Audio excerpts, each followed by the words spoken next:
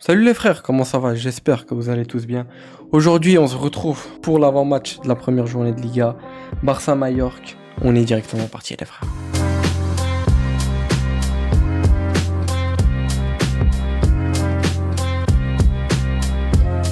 Première journée de Liga. Qui dit première journée de Liga, on espère une victoire pour bien commencer cette Liga. Je pense que tout le monde attendait ce premier match de Liga, tout le monde avait hâte. Et enfin, on verra bien demain officiellement pour la première journée de Liga ce que va faire le Barça.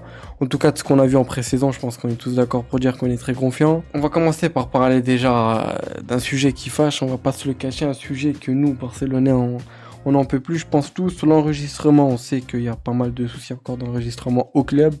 Et cette année, généralement même en Ligue 1, on a vu que les Levante qu'on affronte pour la deuxième journée de Liga, si je dis pas de bêtises, n'ont actuellement que 10 joueurs. Hier, ils en avaient que 3, là, ils en ont 10 d'enregistrés. Ils ont 10 sans un gardien inclus. Donc ils ont même pas de gardien d'enregistré. De toute façon, ils peuvent pas jouer à 10. Si je dis pas de bêtises, il faut qu'ils soient au minimum 11. J'ai vu, si je dis pas de bêtises, qu'il y avait à peu près 150 enregistrements qui étaient en cours. Enfin, que la Liga travaille dessus pour les confirmer, etc. À l'heure actuelle où je tourne la vidéo, il y a Girone, Rayo Vallecano pour ouvrir cette première journée de Liga. Demain, 19h30, le Barça contre Mallorca. Normalement, Juan Garcia sera enregistré pour demain. Le Barça, ce que j'avais vu dans la matinée, avait dit qu'ils allaient envoyer cet après-midi la documentation pour inscrire Juan Garcia. J'espère que c'est des bonnes sources et qu'il sera inscrit parce que Chesney, je crois qu'il est même pas inscrit lui aussi.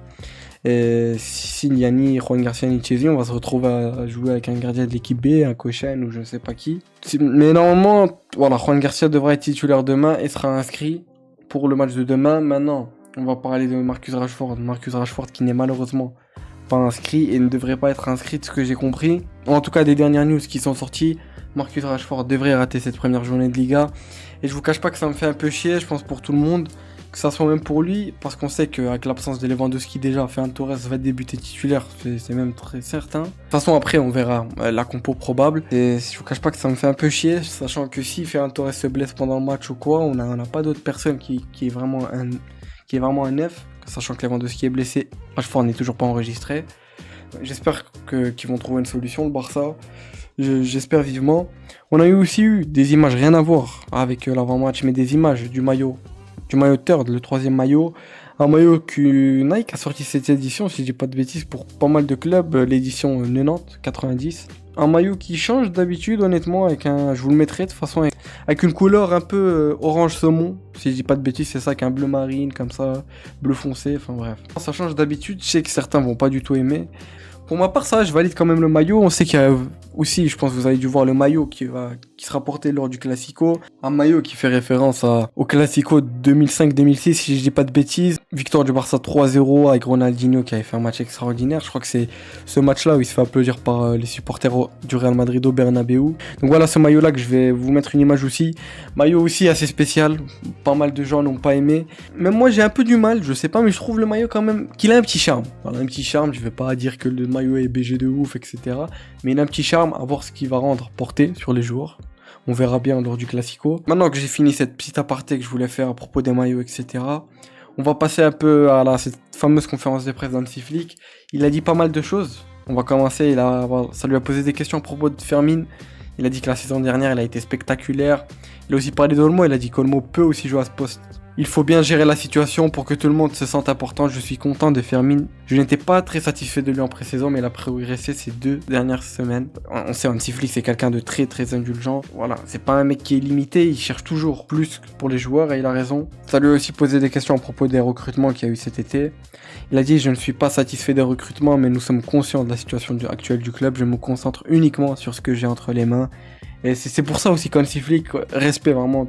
C'est pour ça que j'ai tout mon respect en cet homme, parce que c'est un homme qui arrivait, il a rien pu faire en termes de mercato. Il a eu une recrue qui était Dani Olmo, qui n'était pas une recrue la plus essentielle, et il a réussi à faire une saison avec le triplé national, nous ramener en demi-finale de Ligue des Champions, à 2 minutes 20 de la finale de Ligue des Champions. Là, ça me fait rappeler des mauvais souvenirs, l'Inter, mais voilà, ce qu'il a fait, c'est extraordinaire. Là, cette saison-là, il a eu quand même des recrues. On sait que lui voulait un défenseur central, il en a même parlé avec Deco, mais je pense pas qu'il y aura de toute façon un défenseur central qui va être recruté. C'est pour ça qu'on va en venir après. Il va se pencher vers Gérard Martin, notre ami Gérard Martin. Et voilà, vraiment respect à Flick, on espère être encore une saison encore meilleure que l'année passée. De toute façon, il l'a très bien dit, il a dit notre mission a commencé la saison dernière et se poursuit demain, nous voulons gagner chaque match. Voilà, mentalité allemande, mentalité Hans-Dieter Flick, ça fait extrêmement plaisir. Lui aussi qui s'est blessé à la main, je vous mettrai des images, il a comme une espèce d'attelle à la main. Voilà, je crois qu'il est tombé de ce que j'ai pu lire, enfin je sais pas ce que c'est des vraies sources, mais il est tombé en tombant, en glissant ou je sais pas quoi, il a mis sa main et son poignet je crois c'est un peu tordu. Enfin bref, en tout cas ça n'empêche pas d'entraîner l'équipe et qui sera disponible demain. Voilà, ça lui a aussi posé des questions pour Inigo Martinez, il a dit qu'il avait été très très surpris comme tout le monde. Il a dit mais qu'il comprenait mais qu'il n'était pas très content de son départ mais qu'il lui souhaitait le meilleur. Ça lui a aussi encore posé des questions à propos du bon vieux Marc-André Ter Stegen et il a dit que le plus important est que Ter Stegen se rétablisse. Il a prouvé qu'il était un gardien fantastique au fil des années. Nous l'aiderons du mieux que nous pourrons. Voilà, il parle toujours très bien des joueurs, même si lui, très clair, c'est Juan Garcia le numéro 1 et le deuxième gardien est Chesney, il en a même parlé. Il a dit que Juan Garcia est un gardien fantastique. Il a aussi parlé de Lamine Yamal, il a dit je suis très content de Lamine, il n'est pas seulement bon avec le ballon, il presse aussi. On l'a vu contre Como, il est sur la bonne voie, il peut encore progresser. Et je suis sûr qu'il fera de bonnes performances cette saison. On l'espère, Lamine Yamal, on le rappelle. Il y a ce fameux débat encore du ballon d'or, est-ce qu'il est le concurrent numéro 1, etc. Enfin bref, il y a déjà ma vidéo, n'hésitez pas à aller la voir. J'avais donné mon avis pour moi qui est le ballon d'or, il n'a pas changé. Et de toute façon, on verra bien le 22 septembre si je dis pas de bêtises qui sera le vrai ballon d'or et on réactera à ça. Pour finir, il a dit que je suis très content de ce que j'ai vu à l'entraînement aujourd'hui, nous sommes prêts pour demain. Donc voilà, ça a été tout pour cette conférence de presse. J'ai parlé que des choses les plus importantes on va dire. Donc voilà, on espère demain une victoire du Barça. Maintenant, on va passer à la compo probable pour moi qui sera alignée demain. Je pense une compo qui fait l'unanimité, on va pas se le cacher. Je pense que tout le monde a cette idée de cette compo-là. On commence avec Juan Garcia dans les cages, voilà. Normalement, il sera inscrit. J'espère qu'il sera bien inscrit, qu'il n'y aura pas de choses bizarres encore. On va rester poli. Voilà, cette défense, je pense qu'il n'y a pas trop 10 000 options dans cette défense. Koundé à droite. Araujo, Cubarsí, Baldé à gauche. On sait que Gérard Martin, tout à l'heure j'en parlais, mais Gérard Martin peut jouer maintenant à ce poste de défenseur central. Flick apprécie beaucoup Gérard Martin et il l'aime bien aussi pour sa polyvalence, il l'a dit. Cette saison-là, je pense qu'il va occuper un poste assez important dans cette défense centrale peut-être. Tout dépend est-ce qu'il va faire de bonnes performances à ce poste-là, mais je pense qu'il peut vraiment dépanner, sachant qu'on sait qu'on a Baldé et Rofre Torrens aussi qui a monté, qui va faire partie du groupe cette saison, normalement, si tout se passe bien. Dans ce milieu-là, Pedri de Jong, je pense que voilà, il n'y a pas trop de surprises.